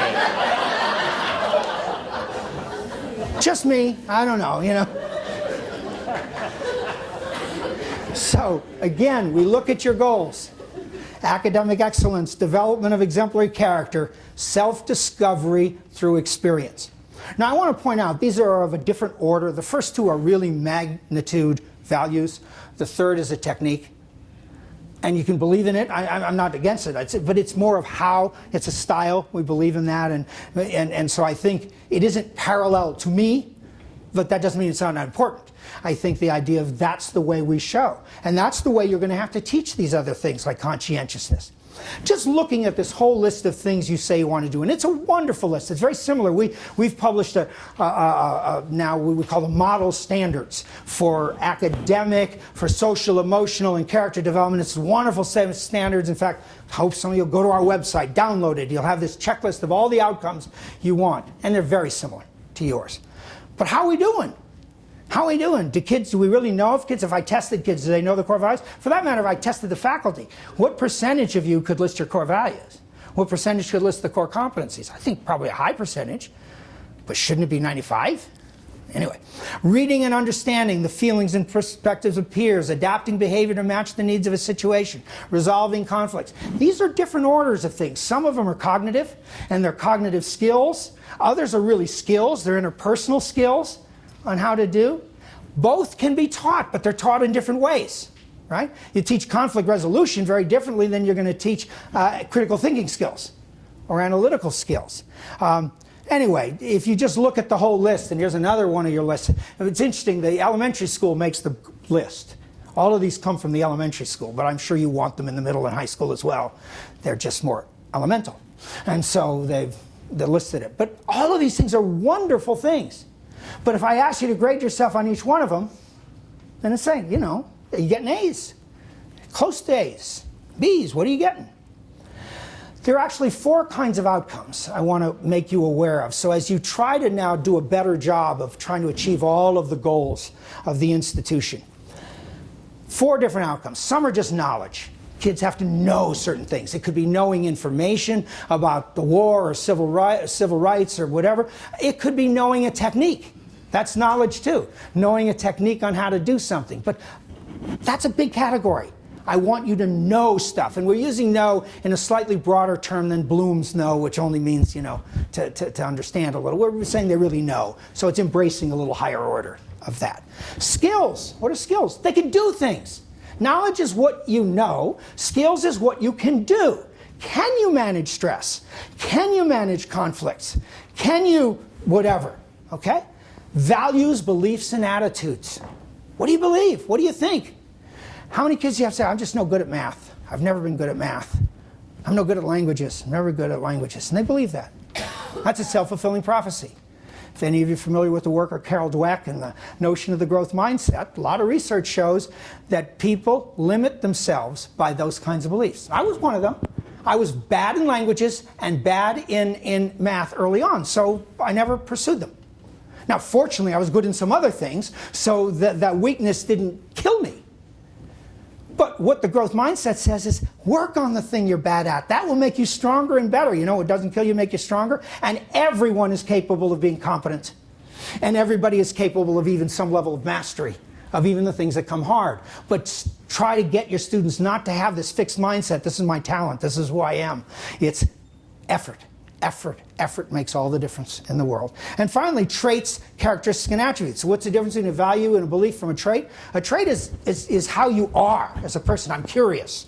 You know, I'm inquisitive, whatever. Those are sort of traits. Perseverance is a trait. Attitudes bear on traits. Of these things, what is most likely to affect behavior? Well, it would ultimately be traits, but since the traits are a function of values, it's going to turn out to be if you want to affect behavior, you do have to affect the traits, but you only can create the traits by creating the beliefs in those traits.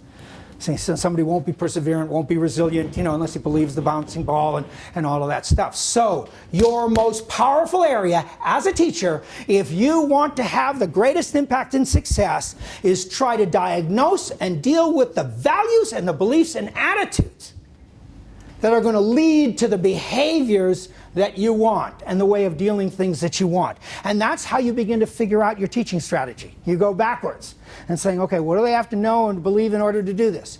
One thing we've learned studying the whole notion of change theory and the like is a student has to, for that matter, anybody has to believe 2 things if they're going to really meaningfully change. I mean, they're going to study harder, or they'll have more self-confidence, or they'll be positive, whatever the change is.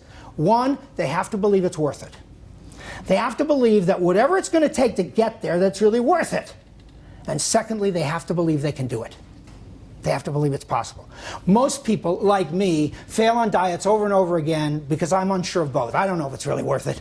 You know, I'm not in the market to be attractive. You know, that's not what I have to worry about. I seem to be healthy enough. And I know I failed over and over and over and over again, you know, on diet attempts. And so, you know what? I'm not convinced that I can do it. But people have a heart attack, they get so much smarter. Isn't that stupid? You know, I have to wait for a heart attack. Oh, I guess I really am going to die. You know, now I guess you're serious, God. Thank you. You know, but I'm going to skip over this, some of these other things. Any of you who want the overheads, if I have the evaluation forms there, if you put your email on it, I will send you the overheads. Why do I want this? Because I want you on my mailing list. So I'm going to send you more than that. I'm going to send you our commentaries. Now, you can unsubscribe. We will not persist. But I'm doing everything I can to build the army. So if you want these overheads, all you got to do is give me your email on that, and we will send you all these overheads because I won't be nearly done with all of them. Oh, good. So you would have loved this one. Yeah, this is another good one, you know. So that was terrific. Model standards, you know. Just want you to know what you're missing because I want to get to something that I want to show you. 6 pillars of character. Trustworthiness, respect, responsibility, fairness, caring, citizenship. Now, why did we choose trustworthiness rather than honesty? Because we wanted to embrace integrity and promise-keeping and loyalty as well. In other words, there are some other characteristics that are associated with that notion, so that we thought it was broader, because you do want people to keep their promises and you want them to be loyal, to have integrity. So we use the word trustworthiness. Now, you can define honesty any way you want, so you can define it broadly enough. But the essence of this virtue is trust. For instance, if you lie to your friend about a surprise party, they don't distrust you. The lie is not damaging because it was all part of the, you know, okay, I knew you were doing it for my own good. But when you lie to somebody for your good and not theirs, they say, what else have you lied to me about? Okay, respect, responsibility, fairness, caring, citizenship, all of those. I want to move to something else. Oh, I need to show you this. Team. If you want to teach a value, there's 4 elements. Teach means you've got to show them what it looks like. If you're trying to teach a student how to either deal with stress, or if you're just trying to teach them honesty, what does it look like? What does respect look like? Teach means they understand. Now, often the best way to do that is to have them do it. That's why your experiential learning thing is a very wise and an appropriate system. But in the last analysis, can I say, do they get it? Do they know it? Do they know what they're supposed to know? Can they do what they're supposed to do? So you teach it. If it's a skill, you practice, you rehearse, you do whatever it is until they can do it. And so that's the test of teaching. Can they do it? Do they know it? Enforce really should be reinforced. But then my mnemonic would be tram instead of team. You know, and I like team much better. So enforce means both positive and negative consequences for the behavior. An attaboy, attagirl. Did you see how those kids were moved by these strangers who just cheered for them? You know, in that video?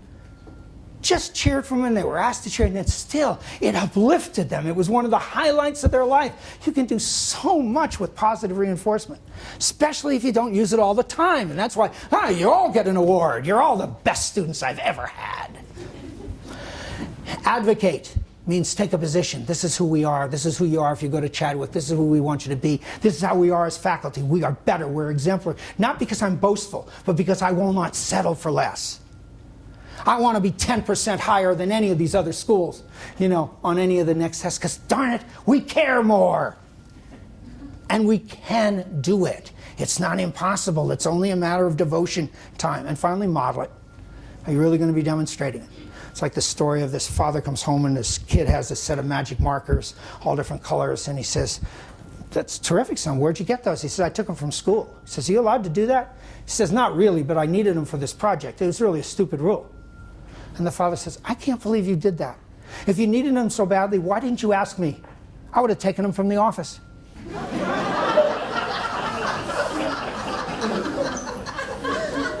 How many of you have a radar detector in your car? Wait, first of all, there's 2 here. Do you really believe these other people? Do you think you are really the only 2 that have a radar detector in their car? So you think your colleagues are lying? Pardon me? It's hard to say. Hard to say. Is it hard to say because it's hard for you to say the words? Or is it hard to say because they may be right? Come on, a lot more. The business in radar detectors does well. What's the message you send to anybody who sees a radar detector in your car? Yeah, and you just don't want to get caught. I love people who often tell me, no, why do you have a radar detector in your car? So I don't speed. No, that helps you speed. It just means you don't speed when a cop's around, and therefore you feel very comfortable speeding when they're not. And I've had some people say, yeah, but I just can't help it. I have these freeways. It's like I have heavy foot. It's a disease, heavy foot. Do you have an alternative? Yeah, don't speed.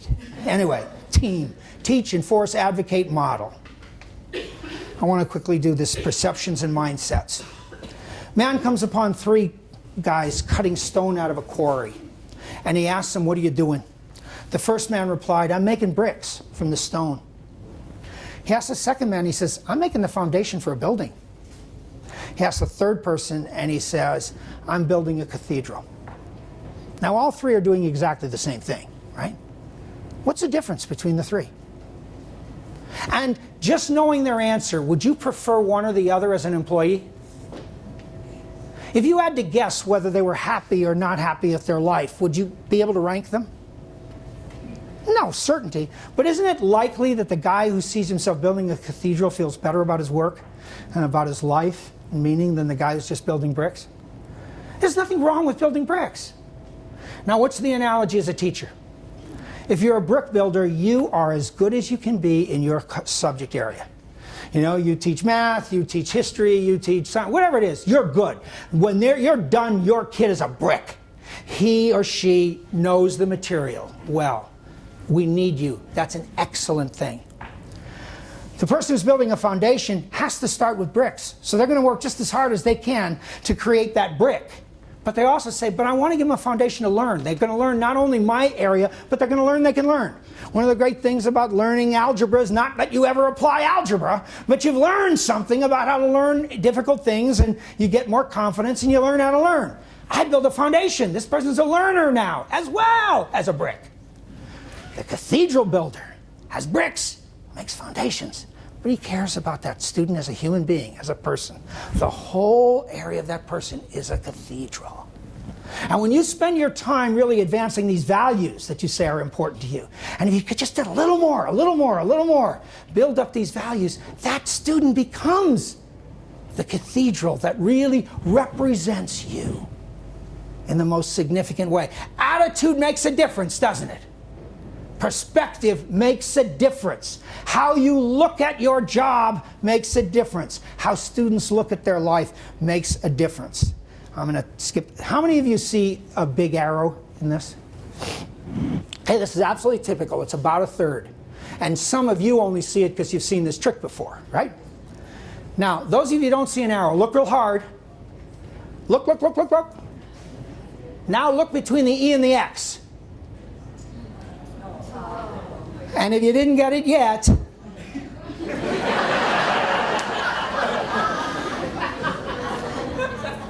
now do you think it's an accident that this arrow is in this logo? No, the guy designed it was so proud of that arrow. It's movement, it's FedEx, it's there it is. And only about a third of the people ever saw it. Why is it? You've had to have looked at this thing 100 times. Now, here's the good news. You will never miss it again. In fact, you'll be shocked. Aren't you just embarrassed? How could you have not seen that arrow? It's because of a simple thing. It's called negative space. It's the white space, and we're not accustomed to looking at negative space as a message. If we were cutting this out, that's the part you'd throw away, right? And so as a result, now that I taught you to look for negative space, you have to say, well, what does this arrow then mean? Arrow is character and ethics. It's in everything. It's in everything, and you're not even aware of it. Everything you do, everything your students do, is saying something about your ethics and your character and your values. So the question is, what does your arrow say about you? Does your arrow say about the victim? Or about a bystander if it's in bullying, etc. The arrow says something about you. So, now, you'd learn this. How many arrows do you see?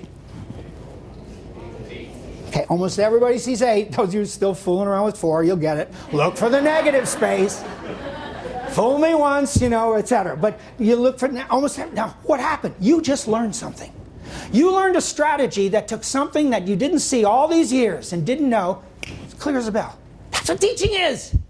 Teaching isn't making you smarter. Sometimes it's just giving you a technique, a strategy. This is how you do it. Hey, look for the negative space. All of a sudden, you're never the same again. And when you teach students they can learn, they've developed the growth mindset. They believe they can learn because they didn't really get smarter. Their IQ didn't go up. But you can make so many things easier. Great math teachers always have techniques that somehow take the thing that seems so devastating or baffling enough to make it easier. Great history teachers, all of them find ways of organizing, giving you a picture of how it is. So that's what you have to be. You have to be that person who's helping students develop strategies, whether it's a strategy for dealing with stress, whether it's a strategy for being positive thinking, whether it's a strategy for learning algebra. That's what you do.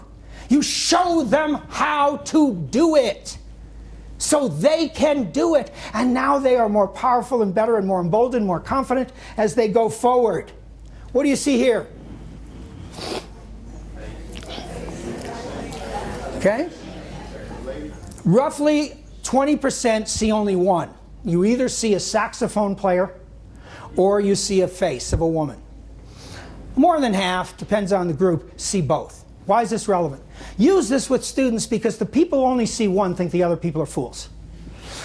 What do you mean saxophone player? There's no saxophone player in there. You're an idiot, you know?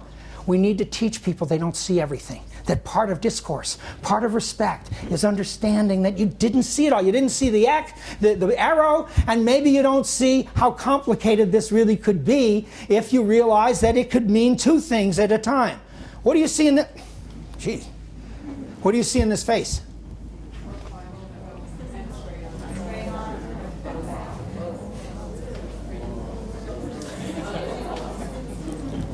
Now this is another great one to show kids because usually they only see one. You know? And they're so confident they see the one, they stop looking for anything else. See, that's the other thing. I saw it, and whatever your instant reaction was, you either saw a profile or you saw it straight on. Now, since you know this is part of a game, you look a little harder. If we teach kids everything's a game, look a little harder. There's more than you see. It can be more than one thing. More than one person can be right. And you have the basic tools of what it takes to do this. Well, there's so much more, but you're not going to get it. But I will give you the overheads, and I hope they will give you basically, you know, what you need. I am really pleased I had the opportunity to spend this time with you. I hope you're provoked enough to say, damn it, I can be better. That's all I want you to be, is I can be better.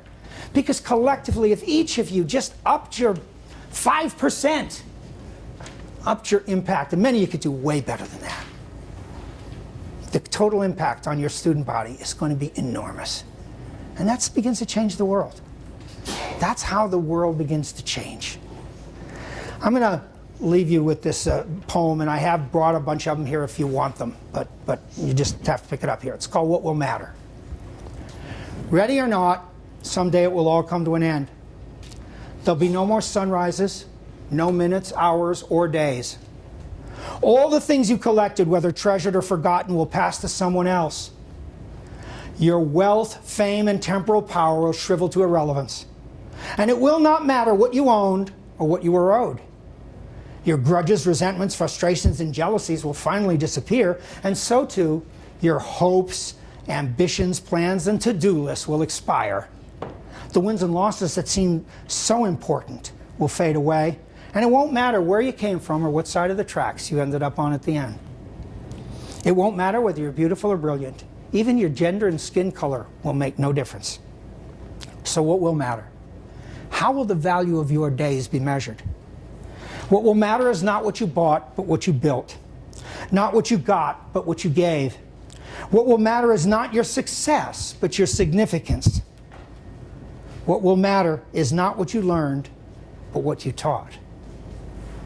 What will matter is every act of integrity, compassion, courage, or sacrifice that enriched, empowered, or encouraged others to emulate your example. What will matter is not your competence, but your character.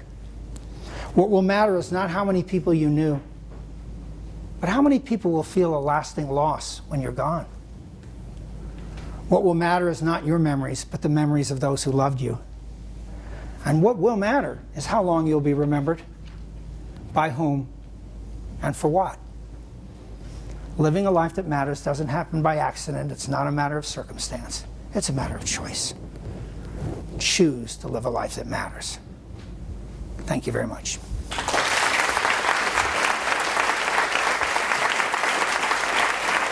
Oh.